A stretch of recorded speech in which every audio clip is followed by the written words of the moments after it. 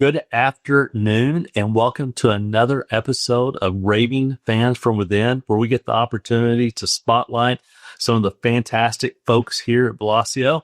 And this afternoon, I have Nathan Garrison with me. Don't confuse Nathan Garrison and his last name with what happens to be my favorite Texas bourbon, Garrison Brothers Bourbon. I think I've shared that with you before, Nathan. But Nathan, take a moment to tell us a little about yourself. Love to know about, your professional life, your personal life, and, maybe you can include at the end of a long day, how do you recharge yourself? Sure.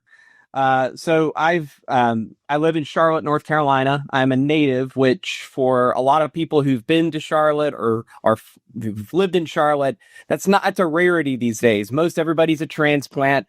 I was born and raised here, and I have no plans to leave. Charlotte's always been a growing and vibrant city that's constantly changing.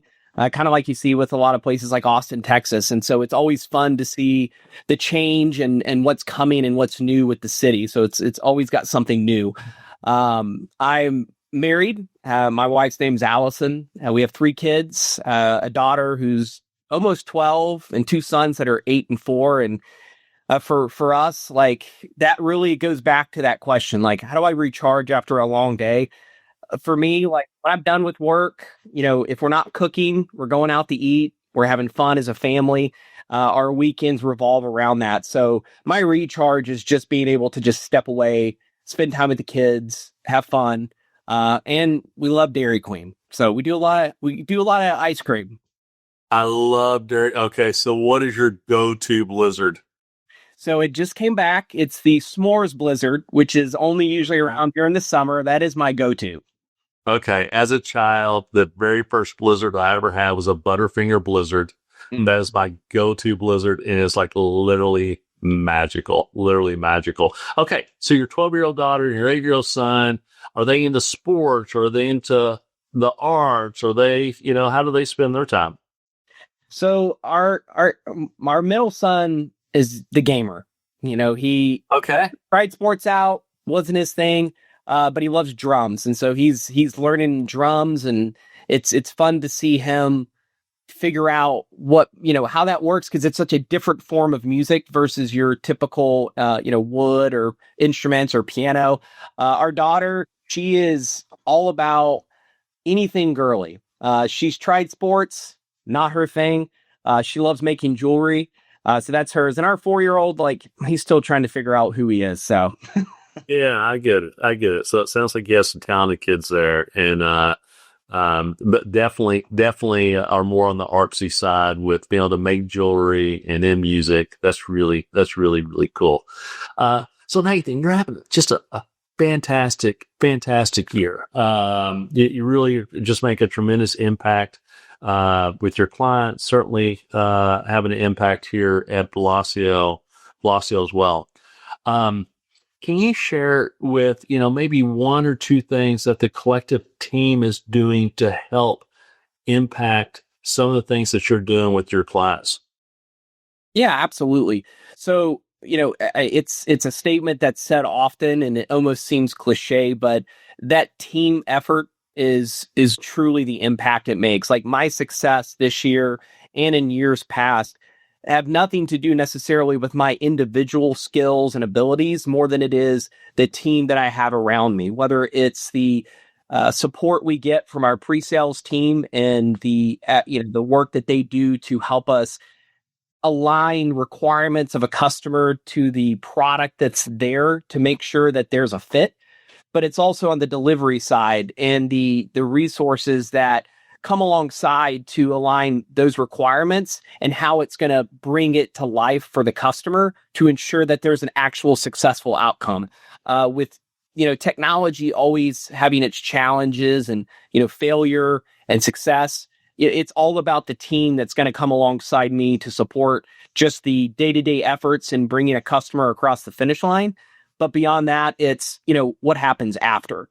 So each and every team, our practice leadership, our delivery, and also on the leadership side, our leadership team is 100% behind what we do, to not just support just day-to-day activities, but ensuring that the goals and the alignment that we have at the top really flow down to the activities that we use and go through each day. Sure. No, that's good. It really is all about the team. And here at Velosio, one of the things that we do extremely well is ERP solutions for our clients, and there's just inherent complexity around that. Is there any trends? Is there any trends going on in our industry that gets you really excited about the next 5 to 10 years? It is. And, everybody thinks and wants to say AI, and that's just such a generalized term. Sure. That technology is shifting so rapidly. And to me, it's not AI, it's how we use it. That it's, to me, going to be what shifts our industry. I mean, I even think about it in my personal life. I've used Copilot, which obviously is, a big Microsoft initiative and solution that has just major impacts on what customers and organizations are able to accomplish with their data and how that data works for them.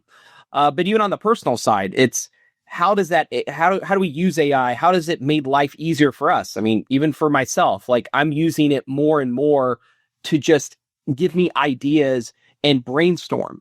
And that to me really has a strong parallel to business, because it's one thing to have a bunch of people in a boardroom trying to come up with ideas, but a lot of things that really drive value and growth for a company isn't necessarily always run the board table or the boardroom.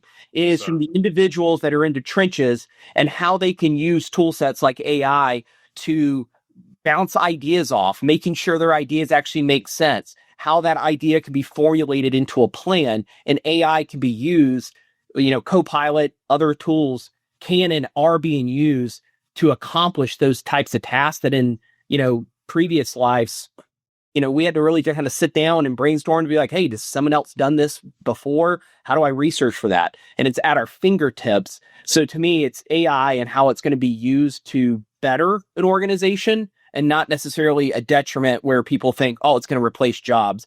To me, it's only going to make more jobs available and make most jobs that people have that much easier. Yeah, I agree with you. And really the thing that you hit on there is just the ability to be able to personalize or curate the solution directly for that client. Yeah, I liken it, Nathan, I liken it this way, that, for years you have these, whether it's Microsoft or some other, big business application system. It's maybe a bad analogy, but it's almost like taking a suit off the rack and then using a company like Velosio to tailor that suit in a way that fits that person. I really think that the promise of AIs, especially agentic AI, is it's no longer going to be just a suit that's been tailored, that's off the rack, but it's going to be a truly custom suit that fits the uniqueness of that given client. And the amount of the amount of velocity and agility that digitization will have on organizations in the future is really exciting. And the number of careers that are going to be launched and the people that are going to benefit and the lives that are going to be changed is really exciting thing to be able to think about. So Nathan, you've been at Velosio for a few years now. You were at Velosio, you left and you came back. So you've been here for quite the time now. Is there a moment that you can think about that just that really is just either heartwarming or is a laugh out loud moment that you can share? There's always plenty, but as our organization has grown, and this has more of a serious tone, but funny at the same time, we have to be always on guard for, cyber attacks. And as an organization, more employees are there, it's going to happen. When I started back the second time, our CEO at the time, Joe Longo, I'd known him previously from having been here, and I got a text message a week within my starting my role, and he's like, "Are you available?" And I'm like, "Absolutely." And he starts texting me, asking me, "I need you to go to the store, and I need you to get gift cards." And I started. No, please tell me you didn't. Well, long story short, I did not. But yeah, I started getting these text messages that seemed very legit, and I had to go to Teams and be like, Joe, is this you? He said, no, it is not. And I'm like, I figured, because they're starting to get very aggressive with me. But that's another moment that just, I look back and it's funny because, when you're new and you're starting a role, you're getting acclimated with an organization and stuff like that is happening. And for a moment, I almost fell for it. Yeah. So look, I think you've arrived in a company when somebody takes the place that you started and they start trying to create, defraud you by mimicking the CEO. So I think what's fun when you get those types of messages, say, hey, I got a bone to pick with you. You owe me some money. Yeah, absolutely. Man. So look, so you do a fantastic job of serving our clients. Earlier you spent a little bit of time just talking about the team and, weaponizing the team to really just go and solve really, really big things. Is there somebody that you'd love just to nominate as the Culture Champion Award here at Velosio? Maybe a shout out or something? Yeah. So I'll call it out. It's Rick Russo, and he's been with the company for longer than I have. And he was here the first time. And when I left and came back, he was still here. And he's had many hats in the organization. But one thing that has been consistent with Rick is he is always there to support a team member, no matter if it falls within his, job description. He is eager. He's willing. He always does it with a smile. And he always comes to a call. Hey, how are you doing? It's never about him. And so for me, Rick is always that guy that I can rely on. Even if it's like, hey, Rick, I'm not sure what to do here. Can you guide me in the right direction? I know he's going to give me an answer. So Rick is a wonderful human being. He's one of the first people that I met when I joined Velosio. I couldn't agree with you more. He's been for me personally, he's been a fantastic business partner. Okay, Nathan. So, look, when you have a win, whether it's big or large, how do you like to celebrate? So how do I like to celebrate? I like to put that win into an Excel spreadsheet because I like to track how I'm doing, because I like to compare year over year what I'm doing, when I did it, and compare like that.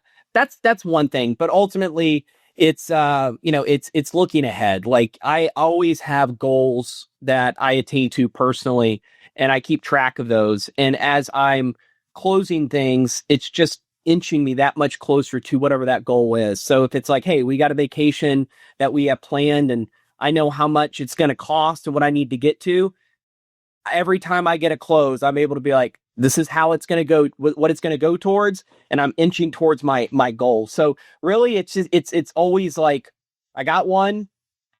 What's it getting me towards in a goal? So if I'm very goal oriented, and if I feel like a win gets me closer to a personal goal, it's exciting. I think that's great. I think that's a fantastic practice. Fantastic practice to get into. Okay, so look, we only have a couple minutes left here.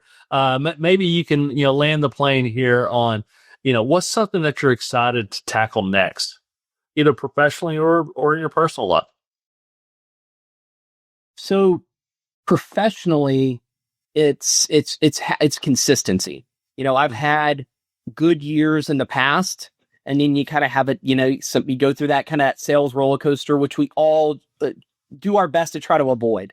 But it's something that a lot of folks in sales go through, and it's consistency. Like, my next tackle is outdoing what I've done in 25 and 2026. Like, that is an immediate thing that I want to be able to tackle.